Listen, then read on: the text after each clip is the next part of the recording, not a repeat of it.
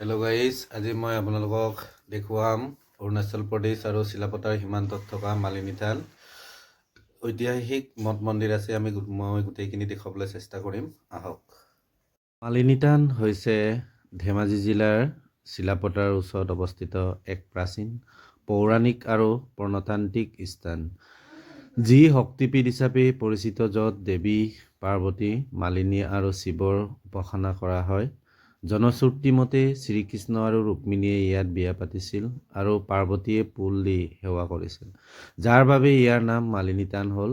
13ৰ পৰা 14 শতিকাত চুতীয়া ৰজাই নিৰ্মাণ কৰা বুলি ধাৰণা কৰা এই মন্দিৰৰ স্পষ্ট ভাস্কৰ্য উৰেছিয়াৰ পূৰ্ণাংগ সূৰ্য মন্দিৰৰ প্ৰভাৱ দেখা যায়, আৰু ইয়াত সূৰ্য, গণেশ, শিৱ, দুৰ্গা আদিৰ বহুতো মূৰ্তি উদ্ধাৰ হৈছে। জনশ্ৰুতি মতে বিয়াৰ পিছত কৃষ্ণ আৰু ৰুক্মিণীয়ে এই ঠাইলৈ আহিছিল আৰু পাৰ্বতীয়ে মালিনীৰ ৰূপত সেৱা কৰিছিল, যাৰ বাবে এই নাম মালিনী থান হয়। কালিকা পুৰাণ মতে এই স্থানত সতীৰ শিৰ পতিত হৈছিল, এয়ে ই এক প্ৰধান শক্তি পীঠ।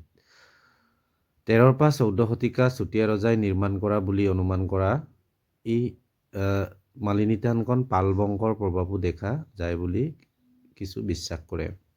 ইয়াৰ গ্ৰেনাইট পাতেৰে নিৰ্মিত মন্দিৰৰ গাঁথনি আৰু ভাস্কৰ্য, সূৰ্য, গণেশ, ইন্দ্ৰ, শিৱ, দুৰ্গা, নন্দীৰ মূৰ্তি অতি সুন্দৰ, যিয়ে প্ৰাচীন কামৰূপৰ শিল্পকলাৰ নিৰ্দেশনা দিয়া বুলি ডক্টৰ মহেশ্বৰ নেওগে কৈছিল।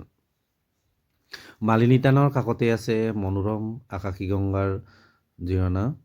ইয়াৰ ভাস্কৰ্যত নান্দনিক পৰম্পৰা আৰু আদিবাসী সংস্কৃতিৰ প্ৰভাৱো পৰিলক্ষিত হয়। সেউজীয়া পাহাৰ আৰু প্ৰাকৃতিক সৌন্দৰ্যৰ পৰিপূৰ্ণ এই স্থান দেশ-বিদেশৰ পৰ্যটকৰ আকৰ্ষণৰ কেন্দ্ৰবিন্দু। প্ৰতি বছৰে এই পবিত্ৰ ঠাইত অনেক পৰ্যটকে ভিৰ কৰা দেখা যায়। এই ঠাই অৰুণাচল প্ৰদেশৰ পশ্চিম চিয়াং জিলাৰ দক্ষিণ সীমান্তৰ চিলাপথাৰ নামৰ ঠাইৰ পৰা কেইবামান কিলোমিটাৰ উত্তৰ-পূবত অৱস্থিত। এই থানৰ ধ্বংসাৱশেষসমূহ ইয়াক 13ৰ পৰা 14 শতিকাৰ কোনোবা এখন চুতীয়া ৰজাই নিৰ্মাণ কৰা বুলি প্ৰতীয়ন কৰিছে। মন্দিৰৰ শিলত উদ্ধাৰ হোৱা কিছুমান বিশেষ চিহ্ন পূৰ্বৰ চুতীয়া ৰাজ্যৰ অন্য ঠাই যেনে শদিয়া, তামেশ্বৰী, বুঢ়াবুঢ়ী থান, নক্সা পৰ্বত ইত্যাদিত দেখা পোৱা যায়। ইয়াৰ ভিতৰতে তামেশ্বৰীৰ চিহ্নবোৰ 1442 খ্ৰীষ্টাব্দত চুতীয়া ৰজা মুক্ত ধৰ্মনাৰায়ণে নিৰ্মাণ কৰা দেৱালত দেখা পোৱা গৈছিল। গতিকে ইয়াৰ পৰা ধৰিব পৰা যায় যে মালিনী থানখনো এইকেইটা বংশৰে পূৰ্বৰ ৰজা এজনে নিৰ্মাণ কৰাইছিল। উল্লেখযোগ্য যে 10 শতিকাত লিখা কালিকা পুৰাণত তামেশ্বৰী মন্দিৰৰ বিষয়ে আছে, যদিও মালিনী থানৰ কথা পোৱা নাযায়। শদিয়াৰ কুণ্ডিল ৰাইজৰ লগত এই মালিনী থানৰ প্ৰত্যক্ষ সম্পৰ্ক আছিল।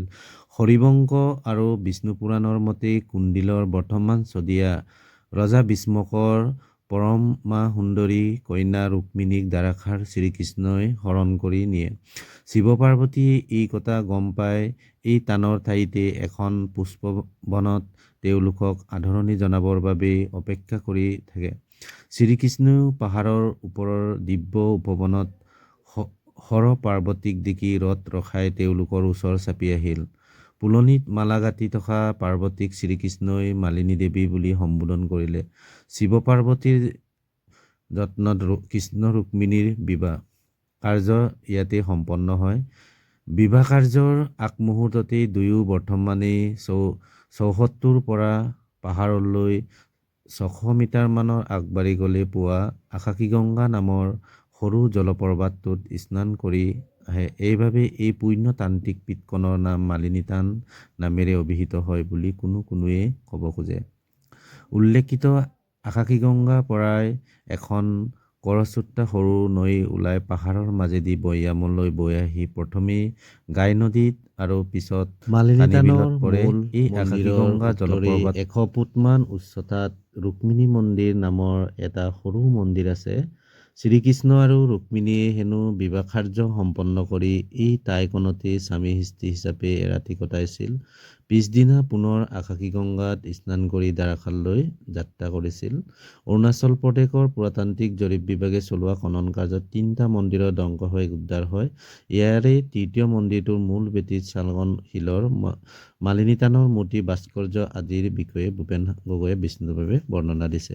Thank you. আপোনালোকে অৰুণাচল যাব, অৰুণাচল আৰু চিলাপথাৰ সীমান্তত আমাৰ মালিনী থানখন অৱস্থিত। আপোনালোকেও যাব, সৌন্দৰ্য আপোনালোক উপভোগ কৰক। Thank you so' much.